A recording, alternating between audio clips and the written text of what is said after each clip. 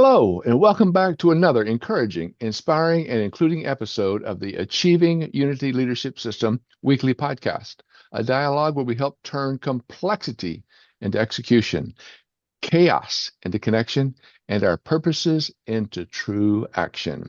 I am your host, Mark Intrican, founder of the Achieving Unity Leadership System, available at www.achievingunity.com, which is dedicated to all leaders, personally and professionally, in improving their lives, their family life, and their business life through encouraging, inspiring, and including others.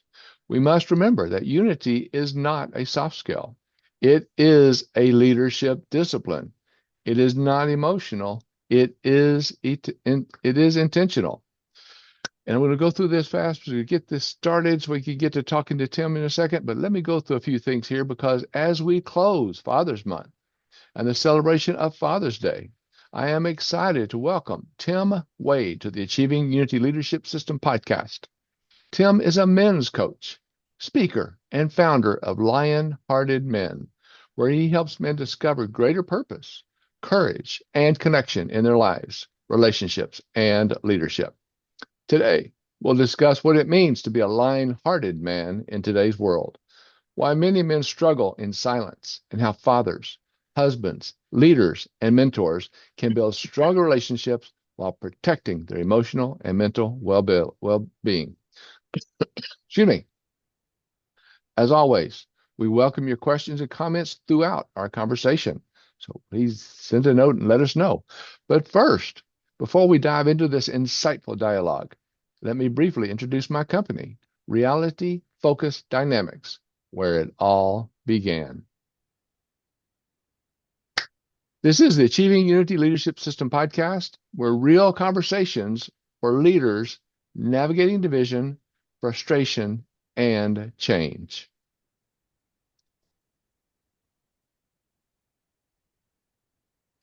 Doesn't leadership seem just a little bit harder than it should anymore?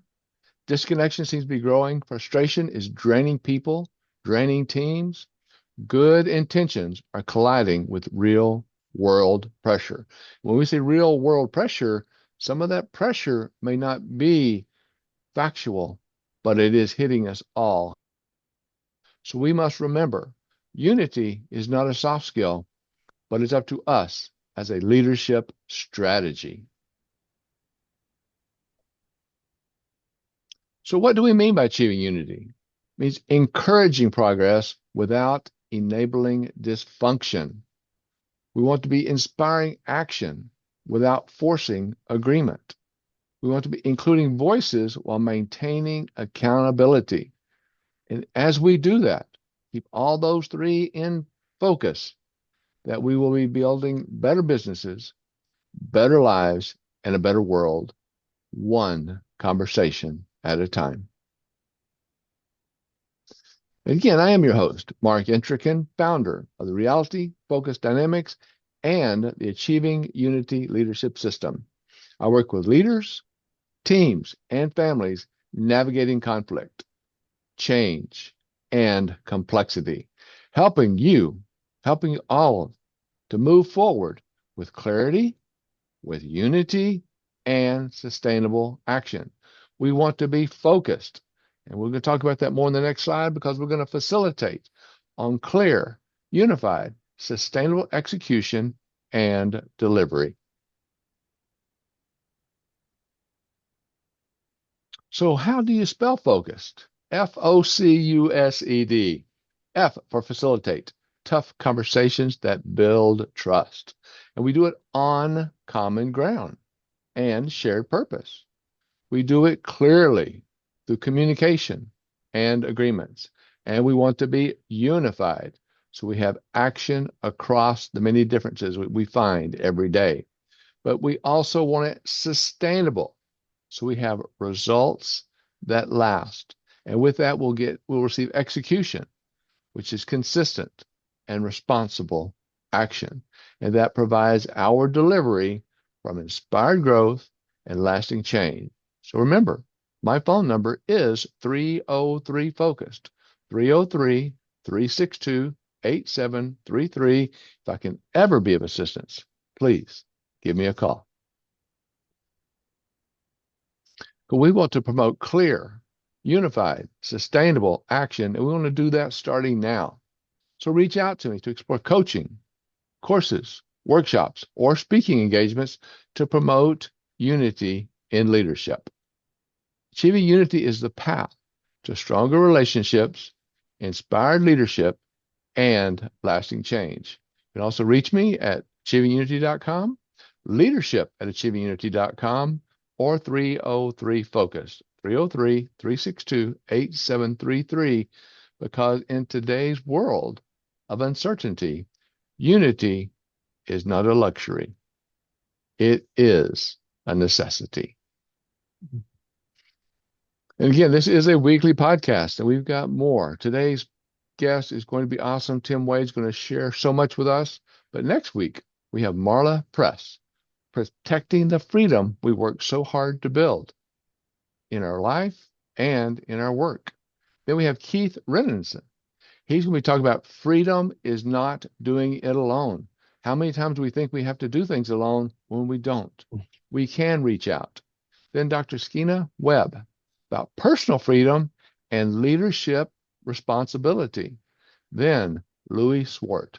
He'll be here talking about freedom without direction versus freedom with purpose.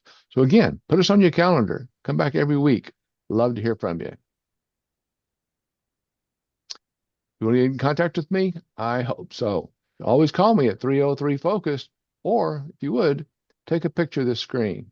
This QR code will take you to my site, and I would love to hear from you. Read the site, give me feedback, because communication is up to us. All right, and let's get strong now, because this is talking about our guest today, Mr. Tim Wade. First, if you want to learn more about him, go to the QR code on the left. And again, please take a picture of this screen. Get a hold of both of his QR codes. Learn more about him on the left, and then connect with him on the right. His website is timwadecoaching.com. His email is tim@lionhearted.men. Get in touch with him. Find out more today. Talk with him more later if you have any kind of questions. Let's stay connected through unity. And I'm excited to welcome Tim today. Tim Wade is a relationship coach, an author, a speaker, and founder of Tim Wade Coaching for Lionhearted Living, who helps men embrace healthy masculinity, purpose, and authentic leadership. With over 25 years of experience in personal growth and men's empowerment, Tim equips men with a mindset and practical tools to strengthen relationships, build purpose-driven lives, and lead with confidence at home and in their communities. His work empowers men to reclaim their strength and capacity for connection, creating deeper relationships, stronger families, and more meaningful lion-hearted living. Would you please help me welcome Mr. Tim Wade?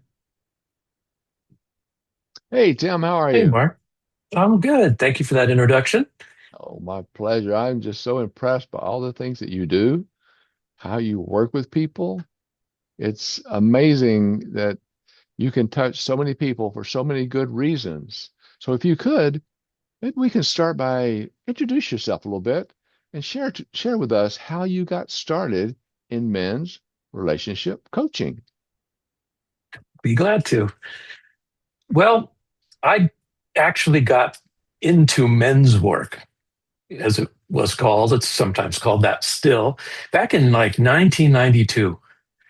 And it was Robert Bly and a guy named Michael Mead and some other people who were doing these gatherings of men. And I had never heard of anything like this. And I was just getting into kind of the self-help, self-growth part of the world. And so I went to one of their big gatherings, and I was just bowled over, and I thought it was amazing. And the idea that men could be both kind and tough, that they could be strong and tender. There's just being a complete integrated man.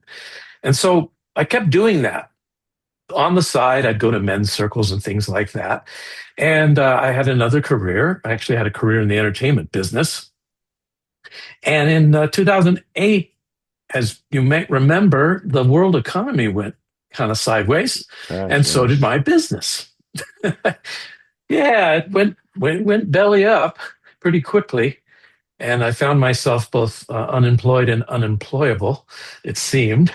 Um, and yet, what was really in the back of my mind was I was at a place in my life that I had children, and I wanted to do something that had more meaning to me, more heart, more purpose. You used the Well, word that's purpose. awesome. Yeah. Yeah. Yeah. And so I became a coach. And at first, I was a business coach, and I was a marketing coach and an empowerment coach and all those things. And then in 2015, I had a run in with divorce, if you want to call I'm it that. sorry. Yeah. Yeah. I have to say that if there's such a thing as a good divorce, we had one. Uh, And I came out of it. I promised myself that whatever happens, however this turns out, I'm going to come out a better man. Those are my tools. That's what I'm wanting to do. And I kept that promise and worked on myself. And in doing so, men started to notice and come to me and say, "Hey, what are you doing? You seem happy, even though you just got divorced. You seem you're successful in what you do." They say, I'm going through the same thing, or I think I'm in trouble in my marriage or my relationship. Can you help me? And of course, I was more than glad to. Of And course. so here we are 16 years later, or not 16, 11 years later. Uh, and I have a thriving practice that I love. And I've gotten, Congratulations. thank you. I've had the honor of working with countless men during a time when they are in relationship crisis and they are in a lot of pain and panic and they don't know what to do and they don't know who to turn to.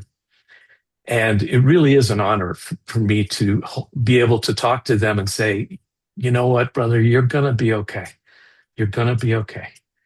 You'll make it through this and I'll help. That is so awesome that you do that because isn't culture one of our biggest problems for men, and especially for mine? My divorce started in 1989, and the way I was raised just wasn't the way that was going to work with the court system, number one, and then the way of life going forward. It just wasn't the Mm-hmm. same. Do you see that a lot today still? Oh, I do. I do. It's gotten a lot better, and especially since 1989. Uh, I think initially a lot of courts treated men unfairly. They assumed that fathers were there to just provide and protect and not help Income. raise children.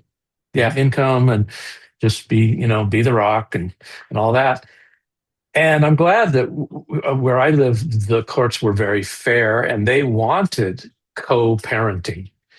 They really wanted that. I wanted that. My co-parent Wow. wanted that. So Right. we were both very involved in parenting right from the beginning. And I got to say, being a father is my favorite job in the world, That's great.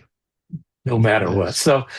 So yeah, I do run into a lot of guys, and especially the ones where it's really bad, where it's adversarial. There's a parental alienation by the other That's partner. so sad. Yeah, it's just heartbreaking. And the fact that men trust me to listen to them, to let them have their feelings, um, is really, like I said, it's an honor.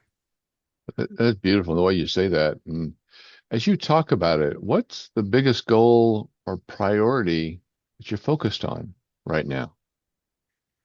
Right now, I would say I actually have something that I've been doing for the last 2 year and a half, and it's very exciting. And it's not coaching exactly. Two other coaches, men's coaches, and I started an organization called the Big Tent. And what we wanted to do was gather leaders, coaches, practitioners from all over the world who work with men and bring them together to support each other because there was nothing like that anywhere. There was, you were talking about freedom, and how you had the freedom to not have to work alone all the time. Right. We noticed that those in this arena were siloed off. They were their own little lone wolf, fiefdoms, and they didn't even know each other, let alone help each other and support each other. And we said, we want to do this. This is the time. We want to make sure that men's growth work and leading men to positive masculinity really takes a foothold as it's come up in a lot of conversations in the media and all that. So we launched the first one last year. We just did our second one this May, and Excellent. it's Congratulations again. That's thank that's you. put so much strength out there for us to use. So And we decided it would be we called it the Big Tent because we wanted it to be. It could be a practitioner like a coach. It could be a podcaster like you. It could be an author. It could be a speaker, and all genders. So we had women attend our summit as well who work with men and have a passion for that. And we want it, and it's beginning to become a global event. We are going to do our first Big Tent Summit in England in this September. impressive. So, well, I got to tell you, Mark, as soon as we decided we're going to do this, things just started to move really fast. I think it shows that this was a good time for it. It is. It's matter So of fact, that's in a positive good. way, it's a little bit, it's one of those things we wish we would have had yesterday, but you're Yeah. right. This is an excellent time for what you're doing. Yeah. So that's one of the things I'm focused on. And I'm still doing my private practice with the men because that's so fulfilling. Like I said, when a man can say to me, thank you, I think you saved my life. I'm so humbled by that. And I always say, well, Congratulations. you did the hard work. I always say that. I'm going to tell you that over and over in this call. Sorry about that, but congratulations. What you're doing is such a strong arm reach to people, and like myself back in those days. I learned what prejudice was all about. I learned Mm, what it was like to walk into a courthouse, not just the courtroom, but walk into a courthouse. And as you can guess, I'm not a quiet person. I was doing a lot in the neighborhood and even helped change the terms of visitation to parenting time in Colorado because no parent is a visitor in their own child's life. But I could walk into that courtroom and people would just look at me, walk into mm, a courtroom and feel like I was the elephant on the table just because I was male, a father, and wanted to be with my children. yeah. And it was at the time, I was definitely the guy with the measles. Don't get around him. Yeah. It was Yeah. it was terrible. Well, tell me, how do you describe lion-hearted living and Tim Wade coaching for someone that's maybe hearing about it for the first time? Well, when I got the idea that I wanted to work with men, I had an idea that I didn't like this term toxic masculinity. I don't know anybody who really does. And I even kind of had a problem with healthy masculinity. Uh, it's fine in and of itself, but it still pathologizes masculinity. Like there's a healthy and illness called masculinity. So I started calling it positive masculinity initially. And then I, uh, I realized what I really love is the idea of being lion-hearted. Are we okay? Are we still on? Yes, we are. Okay. Thank you for And checking. I was looking at that also. Sorry, I was looking off to see that. But no, it's all right. And so it just came to me. I've always loved lions. I'm born in July. I'm a Leo. The whole nine yards. And so I started to develop a manifesto for what it would be like to be lion-hearted as a man, and that it's both the courage. and the compassion. It's having the strength to be vulnerable, because vulnerability is one of the most courageous things anyone can do, I think. And I know Brene Brown has brought that up in Yeah, the consciousness, which is great to I have that like her. Yes. conversation. Yeah. And so I came up with a manifesto, and it's very short. You mind if I read it to you? Oh, I would love to hear it. Yes, please. Thank you. Okay. When a man unapologetically knows who he is, what he wants, and where he is going, he becomes irresistibly attractive. Those around him can sense that he is both the author and hero of his own life, and they are encouraged by his vision to fully embrace their own.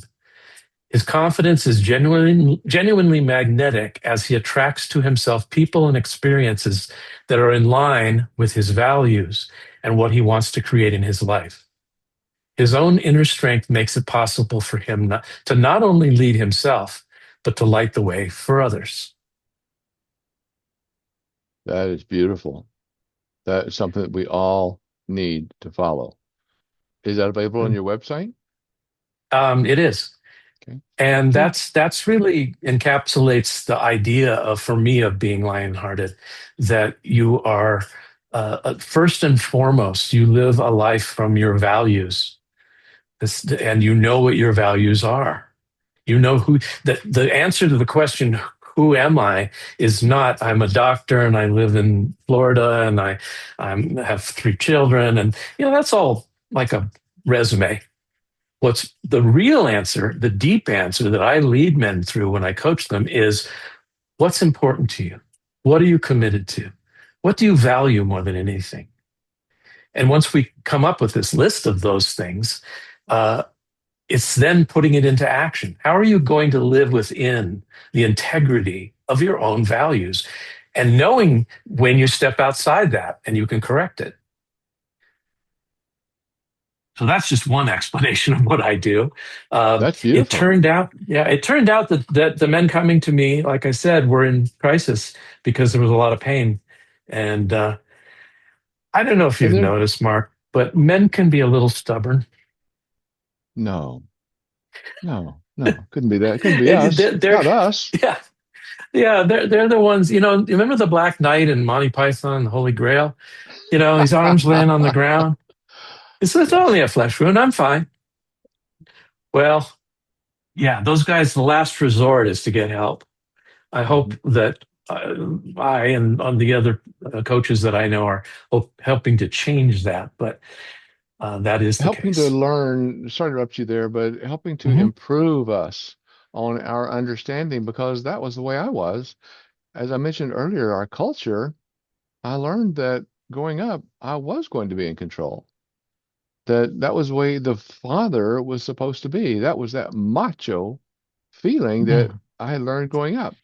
But since I mentioned that word macho, I also created another acronym for that. I have an acronym for so many things. But that Uh-huh. macho, we need to rethink it and realize that macho is make all cares have ownership. MACHO. Make all cares have ownership. So that caring that we have for ourselves or for others, let's make sure that we own it going forward. Because as you're mentioning, we are hard-headed, but many times we're hard-headed because we learned to be hard-headed, and that came from our culture. Does it make excuses? Does it give it a reason? Definitely does it justify it. But a lot of our hard-headedness is learned. And until we have people like you or me, the other coaches, that can help us understand that doesn't have to be that way, only then do we have people say, "Hmm, that makes sense. Maybe I can use what you're saying and take it in my own life growing forward." Right? Right. Oh, I love that. I love the macho. Thank you. Making Make all all cares have have ownership. ownership. I love that. That's Thank you. great. Thank you. And you're right. I tell my community, I will teach you things your father didn't teach you. And it wasn't his And there's nothing fault. the father wanted, the father loved you, the father tried, but Yes, many yes. times the father just did not know, right? No, look, he was an imperfect human raised by imperfect humans, raised by, on and on. And my parents, I'm older, so my parents were, World War II and the Depression, and then, the 50s. And it was a very different world. So I don't blame my parents and my dad for not teaching me. Uh, and so it is conditioned and learned, a lot of it, to be tough no matter what, big boys don't cry, all of that. Exactly. And the truth of the matter is that when you can be more well-rounded, when you can understand, I call it emotional fluency. When you understand your emotions, you can name them, and you don't have to act them out. You can deal with them. You can let them acknowledge, oh yeah, I'm feeling this way. But I had an anger problem when I was younger. In fact, I thought I had two emotions. Both of them were anger. And Two emotions, and both of them are anger. I like yeah, I that. was pretty angry. Uh, and I'm sorry to hear that, but I learned that it didn't work, especially when I became a father. Wow. I mean, I like to say that I am honored to be taught by those that call me dad, because oh, I love that. they Can you say it teach me. again? Yeah, I'm I'm honored. honored to be taught by those who call me dad. I'm honored to be taught by those who call me dad. That's beautiful because we do. We learn so much. We're in chill bumps. We learn so much from our children, right? Yes, yes. And I got immediate feedback when they were little, when I was being too hard, too loud, too whatever. And I could see in their face, in my little one's face, kind of the shock of the volume of my voice.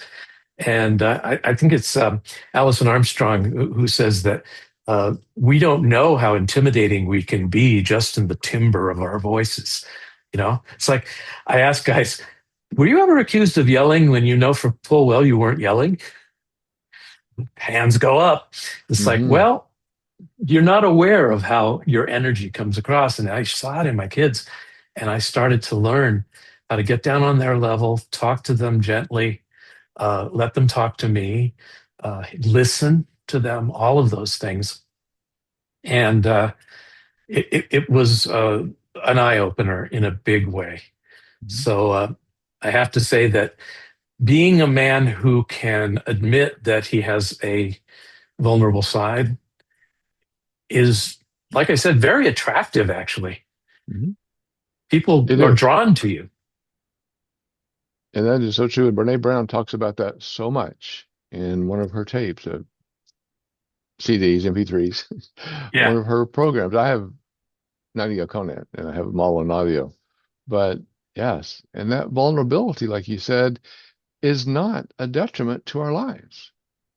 That ability for Right. us to be able to say, maybe, what if, that vulnerability, as you mentioned, Tim, brings value to what we may do next, doesn't it? Yes. And it's not weakness at all. It takes a lot of courage to be honest about what you're thinking, what you're feeling, who you are, not put on a show, not put on an act. And I want to mention something. You may have been ready to ask me, but going back to this idea of the lone wolf and how many men, they've done polls, and it's astounding how many men say, I don't have any close friends, male friends. I mean, the numbers are crazy. And especially men under 30, they think the percentage is about 28% of men under 30 don't have close male friends. That seems low to me. I didn't. I Yeah, I mean, mean that, but even 28% is when you have, 4 billion men on the planet. right. It's a lot, but it's one of the things that I, really have a passion for is that you have to have at least one confidant who you can really talk to, not just, beer and football, really talk to, be vulnerable with, and say, hey, I'm struggling. I'm having a bad time. I'm worried. I'm afraid, whatever it is. And when you have that, you don't just dump it all on your partner, which is a big deal. It is. You want to make sure that you're listening. And that's what I have a post every day that's on LinkedIn or on Facebook. That's one of the ones I had out yesterday. So listening is so important. And that's what that confidant will also do. Won't it, Tim? Yeah, absolutely. In fact, they don't have to do much of anything but just listen and say, oh, okay, I understand. I get it. That's it. They don't have to fix it. In fact, it's better if they don't try. So, it's just, I hear you, I see you, I understand you, which I think is one of the irreducible needs of every person on earth, to be seen by another person, to be witnessed, and someone to say, Mark, I see you, I get you, I do, like on a heart level. That Heart is to a heart. profound experience. Mm-hmm. And that's where I come with my encouraging, inspiring, and including others. It's I call it the EII. It's encouraging to encourage someone. All these guys, you're confidant. If they're feeling down, encourage them with something good. Now, if they're going to be doing, if they're talking about doing something that's not good, don't encourage them. But encourage them in things that they are doing that's good. Encourage them in speaking up. Encourage them in the things that they are doing in life that make a difference, that provide value. Inspire them on how that could be more tomorrow than it is today. So they keep working toward what you're encouraging them to do. And then, as we talked about earlier, include others. Don't do it alone. Don't try to stand alone. Reach out, talk to others, include others. Think about people that you may not consider at first even to be your best friend because, or even a confidant, but they may be wanting to reach out to you as well. But if someone doesn't make that first step, how are we going to go anywhere? Right? Exactly. And you can choose to be the brave one. That is because being, courageous, brave, strong, all of those things, those are great masculine qualities. So use those for good. Use Use those those for good. yeah, for connecting, for Mhm. reaching out, like you said. A lot of And at lonely first, people. sometimes, I'm sorry, go ahead. Oh, I just said there's a lot of lonely people out there. A lot of lonely people out there. And by doing that, at first, the other person may be surprised. They may not know how to handle it at first. And so there may be an awkward moment when you do reach out, but don't stop because later that person that may have felt awkward at first, who was not used to, not in their comfort level, may think about that later and say, wow, I'm glad Tim reached out to me. I'm glad Tim asked me that question. Let me Mhm. call Tim and just see how he's doing today, even though you may be wanting to talk yourself as much as you want to find out how you're doing, wouldn't you? Yeah, absolutely. And there's no place where it's more important than with children. This idea Oh, of encouraging and acknowledgement goes such a long way. And I learned something from my one of my kids. Like I said, I love being taught by them, and that mhm. was he's a very talented artist. He's a musician. I mean, he's just so creative. He Wow. does. He's a writer. He does all of these things. And this is when when he was a young, like 12 years old, 13 years old. And I used to compliment him on his what he did. And he said one day, he said, "Dad, I like it when you compliment me on that stuff, but it's better and more important that you tell me that you like who I am." Wow. And I was like, That's empowering. that was like, okay, got it. And I really shifted my way of acknowledging people around me that, sure, I can say, hey, great job. But what I can also say is, like to my son, hey, Cameron, you know, the other day I noticed how generous you were with your friend. He loved that t-shirt and you gave it to him. I just think that's wonderful. That And then compliment, this, you were generous to yeah, him. That's who you yeah. are, right? So I'm pointing out a character, a character that he has, part of his character, and the smile on his face was huge. Imagine. That's that So encouragement, right? yeah, Encouraging them, as he mentioned, as you're talking about, that what they're doing, who they are, as you mentioned, is good. yeah. And how they're taking that forward could be even better, couldn't it? Oh yeah, absolutely. I learned something about teenagers in particular, and the when my kids come to me with a problem, the first thing I say is, "Wow, that sounds difficult. What do you think you want to do about that?" I don't just tell them what to do. You know, here's Those what you do. Here's how questions. you fix it. Or here's I'll fix it for you. Now ask them because I want to empower them to use their minds to problem solve. I say, what do you think? Well, you got any ideas? And if they say, I don't know what to do, it's okay, let's brainstorm what you could do. Let's And come a lot up of with times some they will ideas. say, sorry, but they'll say, no, that's why I'm coming to you. And sometimes they're a little bit aggravated. They're looking for that That's magic wand. They're looking for that instant answer. And a lot of times there's not. But what are some things you'd want me to help you with in solving this problem? Help yeah, them. Something else I teach on is called break it down. How are there areas of this issue that I could help with the most? Where can I do something that would mean the most for you? right.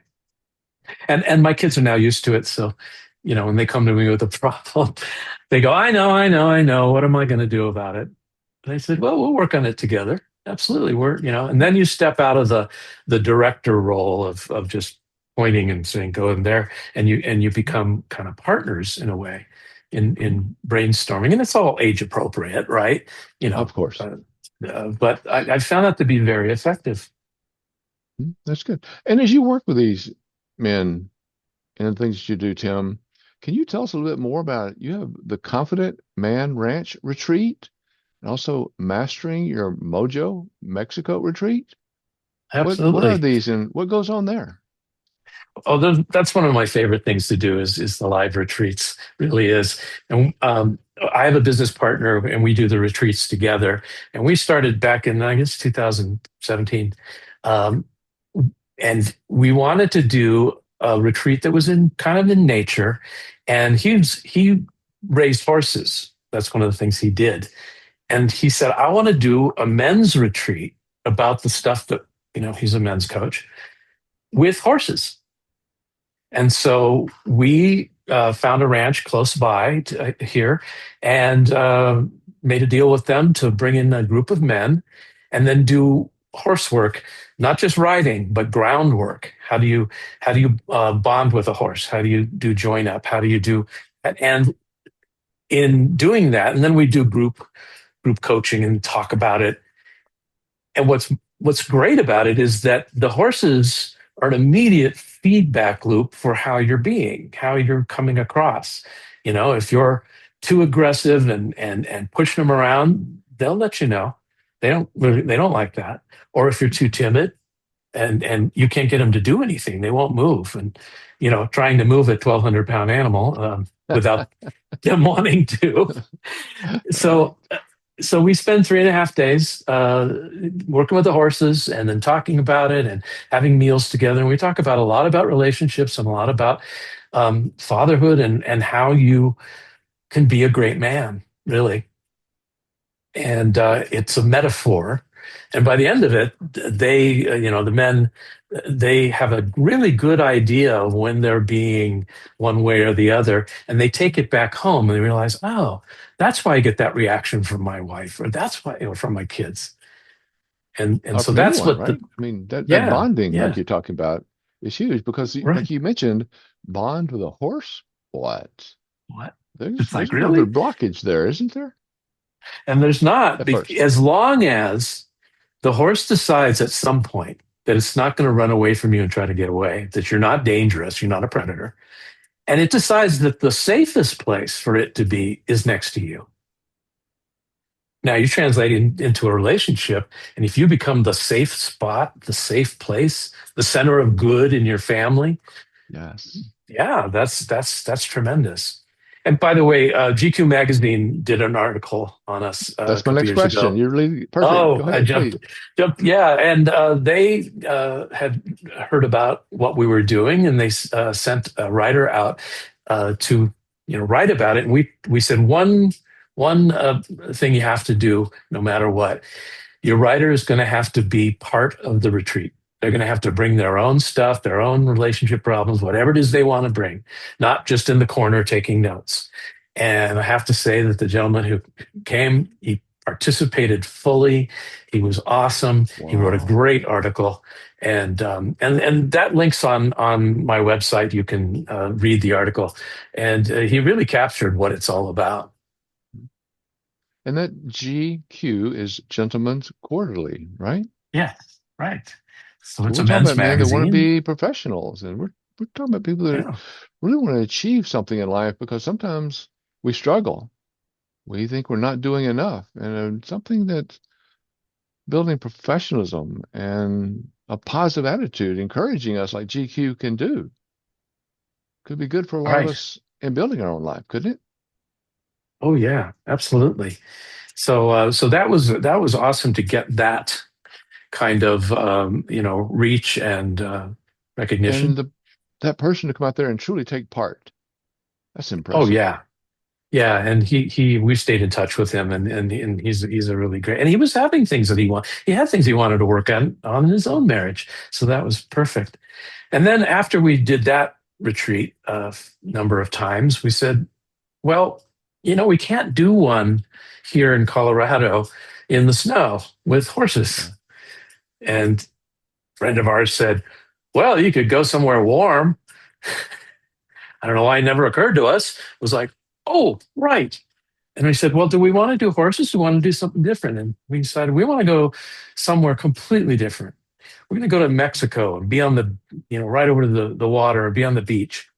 And we want it to be about recapturing and reclaiming the feeling inside of you that you're actually okay. You're good. We call it mojo. I don't know what the definition officially is of that, but we say it's a feeling of like I'm doing well, and I know who I am, and I'm making forward progress in my life, and I'm taking some risks, and I'm not just afraid all the time. So what we do on that retreat is we set up exercises where the men have to go in different places in Puerto Vallarta or Cancun and do things that are outside of their comfort zone. Ah, So I'll give you an example. We had a guy to on the ask. last retreat, and he was from Canada, a little more reserved. In fact, a lot more reserved. He was a little quiet, kind of buttoned up. And we said, okay, you have to go do something on the promenade on the beach. And it has to be public and it has to be something that stretches you. We had no idea what the guys were going to do, but they went out for a few hours and then came back and told us the story. Do you know what he did? He found a piece of cardboard and something to write with, and he wrote free hugs on it. And then he found somebody to write it in Spanish underneath it. Mhm. And then he stood there with a sign. And he probably did 40 to 50 hugs in 90 minutes. Perfect. And yeah, and he told us, he said, I would never in a million years have done that normally. Hmm. But I decided I was going to do it. And he said, it was marvelous, actually. It was The amazing how many smiles. people, yeah, and how many people said, absolutely, I want a hug. And that, I mean, how fun? How fun is that? How fun is that? And to reach out to people. And the smiles the memories that we have, those moments and those hugs and people smiling and some a little bit uncomfortable, but taking Yeah. it to that next level.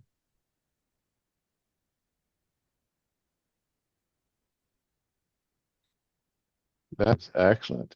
Well, can you tell me just quickly what lion-hearted really means? How you landed on that courage plus compassion as the formula?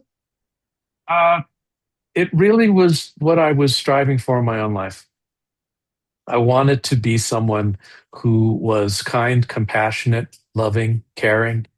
And I wanted to be someone who was a strong leader, who led by example for my family and other, men that I know. And it just struck me as uh, I want to be like, who's the king who was the lion-hearted?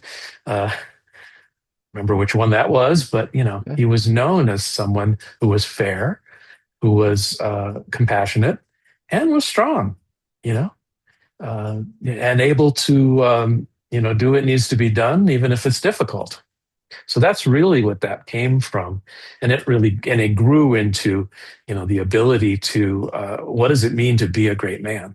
To go from being my business partner, he has his own practice, and it's called Good Guys to Great Men. Can I you like go that. from being a good guy to being a great man, and what does that mean? What are the hallmarks of a great man? Being kind, being strong, but not abusive. Right. Being you can be the rock, not all the time. Sometimes you need to be the forest, the welcoming branches of a tree. Almost, it's still the mighty oak, but it envelops. I think And you it's don't need to excellent. be an island. No, that's about what I was just going to talk on, is that's what I try to work with is having people reach out more. That unity, to leadership, discipline, us being able to reach out to more people, which I didn't when I was young. The only person I could reach out to is another lawyer who's going to charge me unbelievable amounts of money. I didn't have anybody to reach out to. So what you're talking about is that ability. Maybe it's a lot of where my unity comes from today. Being have that person, that confidant, as you mentioned earlier, someone to talk to, someone to share with, tell more. And it doesn't have to all be heavy stuff. It's also Mm-mm. someone to have fun with. It's also someone to celebrate with. It's and who's different than your marriage partner, or different Mhm. than your family. It's somebody else who has different ideas, and I think I tell men you have to carve out some time for yourself. You really do, and it's not selfish. I want to challenge you right there, just quickly, just in a fun way, because that's one of Uh-huh. the things that I work with people on. There are times that it is fun to go out with the guys and just go, like I mentioned, go have a beer, go watch a football game, whatever. But one of the things that I enjoy, and I have it more in my relationship now, even though she doesn't like football, she watches football with me. We build that partnership because we learn to like each other and talk about the things that maybe we're both a little bit uncomfortable with, but to help your partnership grow in the ways that your other friendships may have may have been built on, may have strengthened in some ways. Can't that happen as well? Oh, it should happen. Absolutely. I mean, I think of it like a Venn diagram. Remember the old Venn diagram? Mhm. So there's like the you circle, your stuff, things you love and all that and do and are. And then there's her and her circle. And they overlap in the middle, and that's the we space. And it's significant, and it needs to be. If you're too far apart, you're isolated and don't relate to each other. However, if you're just all totally overlapping each other, that's codependence. That's like I have nothing outside of you. Need to be my everything, is the pressure that a partner sometimes feels. So I think it's healthy that you have someone else you can turn to, someone else you can have do your stuff with, and she doesn't have to be there for everything. She may choose to some of the time, like your partner watches As long as it's football a with you. choice, right? Yeah, yeah, absolutely. And there's things it's that she would do that you say, well, great, go do that. Go have a sewing bee or whatever. I guess that's cliched, but. Just go hang with your girlfriends and have some coffee. There you go. That's some things too. And just what when you were talking about that, for some reason it reminded me of when my daughter was young and she wanted me to go dancing with her or go to her school Mm. dances and dance to school. That was a challenge. But that vulnerability that you talked about earlier, that ability for us to be vulnerable and to go ahead and get out on that dance floor, even though we're not, some do. Some guys are great dancers, but I wasn't. But I could still get out there with her, and it made her happy. It made my daughter Oh, happy. yeah. So Yeah. that's the big thing. We only have about 8 more minutes left, and I know these Okay. meetings go so fast, but there's two Yeah. questions I want to talk about before we go to our closing. How do Hmm. you explain to a man why knowledge isn't enough when it Mm. comes to saving the marriage? Wow, that's a great question. I like to say knowledge is the booby prize The because booby prize. yeah, it's like because knowledge alone won't get you anywhere. And I'm someone who loves knowledge, but here's the thing: if you don't take action, if you don't change your habits, if you don't change the way you're communicating, if you don't change the way you're relating to your wife or your partner, uh, all the knowledge in the world will just stay in your head. And this is really important. She cares more about how you feel than everything you know. I used to try to, explain my way out of everything, very logically, very left brained. And I was accused by a counselor once of being a Perry Mason type. Hmm. He said, he looked at her. We were doing premarital counseling, and he looked at her and said, "Do they always do this Perry Mason thing?" And she rolled her eyes and said, "Oh, yeah." I had no idea. I had no idea that's what I did, but I was mounting a case. Isn't it true that it was Mhm. actually Thursday afternoon and not Wednesday? And you were wearing the green dress, not the blue one. I just had all the facts, and I was so pedantic. I Oh, mean, just oh my God, that oh. that did not improve my marriage at all. I can relate to that because the things that we think we know, oh, Oh, and I'm that so with you on that one. everyone needs to know, and I need to be right, and all of that stuff. So, Mhm. but you have to practice new behaviors. You have to practice them. You do. And that's one of the things when you practice, you want to practice both sides of it because sometimes you are right. But how we're right. Yeah. Because I know sometimes there's no, well, sure, there's times that she was right, but there's times I was right. And when I was right, I wanted to sit on that big throne and hey, I'm right. This is the way it is, or this is the way it was, or back to you like you're saying, no, it was the green dress, not the red dress. We sometimes don't we take it just maybe just a little bit too far? I feel like I did that at times. Sometimes a lot too far. In fact, yeah. Like I need to be right and you need to be wrong in addition. And I've I learned need to be to, right, you need to be wrong. I like the way you say that. yeah, that's was the equation. And I learned it was much more enjoyable and connected to say, I want to hear your opinion. Well, here's what I know. And sometimes you have to judge, is this a hill worth dying on? To make sure she knows just how right I am. And a lot of Is times this it's a hill trivial. worth dying on? There you go. Go ahead. Yeah. And so there are times when she has a fact wrong or something like that. And I go, you know what? Yeah, You may be right. I don't know. And that's it. that's It's not a beautiful. big deal. Wish I would have learned that earlier. Yeah. Oh, me too. Me too. But all right, we got about 5 minutes left. Let me touch on one more Hmm. quick question, then we'll get into closure. Yeah.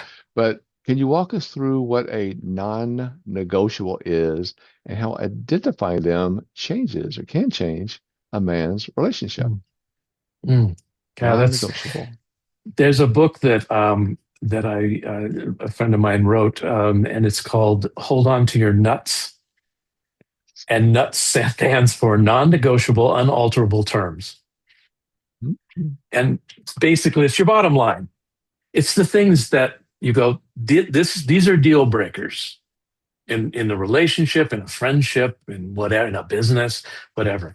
And you don't have this laundry list of, things. In fact, I get guys to break it down to five things that are deal breakers and five things that are must haves. in the relationship.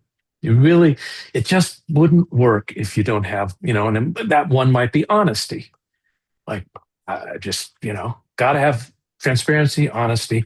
Or another one might be, if someone's I don't know, I can't think of one off the top of my head, but something that would be a deal Respect. breaker.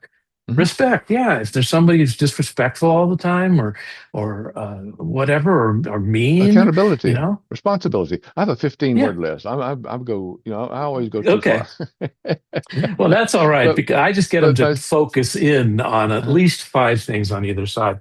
And so a right. non-negotiable is something you say, yeah, I don't cross that line. I don't. If that's what's going on, then I'm out. I And have one one of the more things thing to that say to you before we leave. let me say just quickly, make sure we all know what that means. When we say respect, what does that mean to both parties? Because it may mean one thing Well, to yes, one, not to yes. another. Accountability, responsibility, make sure they Yeah. go on both sides. But please, if you would, let, Well, let me let you have the floor. Let's start I the am in close. the I'm in the process of moving. Oh, And where am I moving? I'm moving back in with my former wife. wow. Tell us more. We've been divorced 10 years. We've been great co-parents. And about 2 years ago, we started spending more time together and enjoying our time together because both of us had done the good work and did some growing and growing up and all that. And more, the story I like to tell, it wasn't just a moment, but it was funny. She called me one night. She said, "What are you doing?" And I said, "Nothing." She said, "You want to do nothing with me?" I Wow. said, "I'd love to." That's beautiful. Yeah. And Want I to still do get chills nothing when with I me. say that because it was that to me, that was a milestone of like, there's no one else I would actually really rather be with. And I dated and did all the whole thing, you know. And so yeah, it's not something we expected, but it makes total sense, especially when it comes to the work that I do. I practiced what I Well, at preach. one time you were best friends already, though. Yeah, yes, and So we why still are. not? Right. Yeah, right. So it's very exciting. Wonderful. Congratulations. I'm glad the two Thank of you. you were vulnerable, as you mentioned. I get chills as I talked Mhm. about that. But you were vulnerable, both of you. That she was, it said, want to do nothing with me? Want to do nothing together? Yeah. Wow. What a great step forward. Tim, thank you so much. Thank you for spending time with us today and for sharing your heart, your wisdom, and your experiences. Your message reminds us that strength is not found in carrying every burden alone. It is found in courage, connection, purpose, and a willingness to continue growing. On behalf of our audience, thank you, Tim, for helping us celebrate fathers, men, families, and the important role that they play in creating stronger relationships, stronger communities, and stronger futures. We appreciate you being our guest today and sharing your insights with us. But before we end the podcast, I'd love for you to be able to leave our audience with one thought, one sentence that they can carry with them today. Because as we close today's conversation, one thing becomes clear. Real change happens when people come together with purpose and when vision meets action. So, in just a minute, I'm going to ask you for that one sentence, that one thought. But until we do, I hope the audience took a picture of the slide earlier in the podcast with your QR codes. If not, this full podcast will be available on YouTube /at Mark Intrican before the close of business on Friday. So it will be ready on Saturday morning for you to watch this video as you enjoy your favorite morning beverage. Because as achieving unity continues to resonate with you, with others, follow that feeling. Reach out and connect with me at www.achievingunity.com or www.markintrican.com or call me 303-362-8733, which I hope you remember is 303 focused because we need to be focused on what we're going to do and build for tomorrow. So thank you all. Thank you, Tim, for your message and for helping us understand that the courage to ask for help is often the first step for lasting change, personally and professionally. And as you mentioned, for her to say, would you like to do nothing together? That was beautiful. So back to your sentence. Do you have a sentence today that you could share with us that would you like us to take with I, us I going do. forward? I think that kindness is one of the greatest strengths in the world. And if you want to improve your relationship, it doesn't have to be in trouble to improve it. If you want to improve your relationship, hold your partner with high regard. Give them the benefit of the doubt. Realize that they're really trying their best, even if it's not so hot. And if you can see them that way over and over again, not only do they look better to you, you treat them differently, but they feel it. They feel that you have Feel it. high regard for them. That's awesome. That's so true. And that way you feel it together. Awesome. Mhm. Tim, thank you so much. Thank you for being here. It's awesome to have you, and your word is so good for so many. So until next time, this is Mark Intrican with Achieving Unity Leadership System, reminding you that life is truly what we make it. Let us help everyone around us feel seen, heard, and supported in everyday moments that truly matter and make life awesome together in unity. Reach out to Tim. Talk to him about what's going on, what happens next in your life. And I hope to see you all again next week for the next step in remembering unity is not a soft skill. It is a leadership discipline. Till then, cheers.